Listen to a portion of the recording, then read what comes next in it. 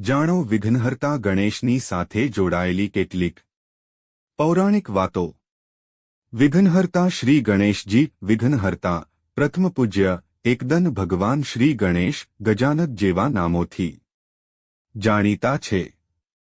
કોઈ પણ શુભ કાર્યની શરૂઆત કે કોઈ વિઘ્નો દૂર કરવા માટે પ્રાર્થના કરવાની હોય તો ગજાનન સૌથી પહેલા યાદ આવે છે। નમસ્તે મિત્રો, જો તમે અમારી આ ચેનલ પર નવા હોય તો ચેનલને સબસ્ક્રાઇબ કરો। કોઈ પણ સિદ્ધિ અથવા સાધના વિઘ્નહર્તા ગણેશજી વિના સંપૂર્ણ માનવામાં આવતી નથી।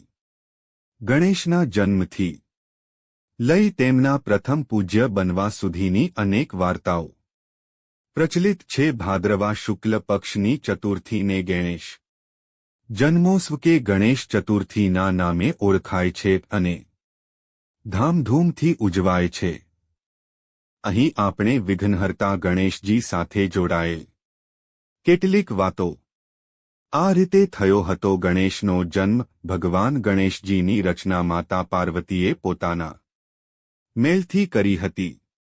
એવું કહેવાય છે કે માતા પાર્વતીની સાખીઓએ તેમને આ સલાહ આપી હતી કે તેઓ એક એવી રચના કરવાની જરૂર છે કે જે માત્ર તેમની આજ્ઞાને માને, જેમ કે નંદી અને બધા ગણ મહાદેવની આજ્ઞાને માને છે।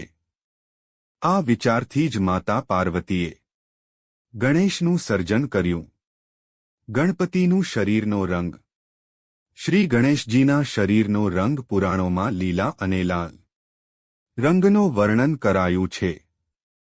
આ દિવસે થયો હતો ગણેશનો જન્મ। શ્રી ગણેશજીનો જન્મ ભાદરવા શુક્લ પક્ષની ચતુર્થીના થયો હતો। આ ઉજવવા માટે દર વખતે ગણેશ ચતુર્થીના તહેવાર તરીકે ઉજવાય છે। ગણેશજીનું માથું કપાયા પાછળનું આ કારણ છે। પુરાણો પ્રમાણે શ્રી ગણેશનું માથું કપાયા પાછળ પણ એક કારણ છે। જ્યારે બધા ભગવાન ગણેશને આશીર્વાદ આપતા હતા ત્યારે શનિદેવ નીચે તરફ જોઈ રહ્યા હતા। માતા પાર્વતી તેનું કારણ પૂછ્યું હતું। તેઓ કહેતા હતા કે મારા જોવાથી તમારા દીકરાનું અહિંત થઈ શકે છે અને જ્યારે માતા પાર્વતી કહા પછી તેમણે ગણેશજીની તરફ જોયું અને તેના થોડા સમય પાછી તેમનું માથું કપાયાની ઘટના બની। માથું કપાયા પાછળનું કારણ આ પણ છે કે એક સમયે કોઈક કારણથી ભગવાન શિવજીએ સૂર્ય પર ત્રિશૂલથી પ્રહાર કરેલ અને જ્યારે સૂર્યના પિતા કશ્યપએ આ જોયું ત્યારે તેમણે તે શિવજીને શ્રાપ આપ્યો હતો કે જે રીતે મારા પુત્રનું માથું તમારા ત્રિશૂલથી કપાયું એ જ રીતે તમારા પુત્રનું પણ માથું કપાય। આ શ્રાપના ફળ સ્વરૂપે એવું થયું। આ રીતે બન્યા ગજાનન એકદંત। એવું કહેવાય છે કે એક વખત પરશુરામ શિવજીને મળવા માટે કૈલાશ આવે છે, જ્યાં શિવજીના ધ્યાન મગ્ન હોવાના કારણે ગણેશે પરશુરામને તેમને મળવા ન દીધા હતા। આ જ વાતથી ગુસ્સે થયા।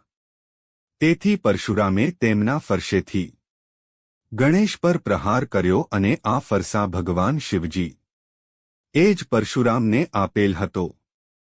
એટલા માટે ગણેશે તેમનો પ્રહાર ખાલી જવા ન દીધો અને તે પ્રહારને પોતાના દાંત પર લીધો।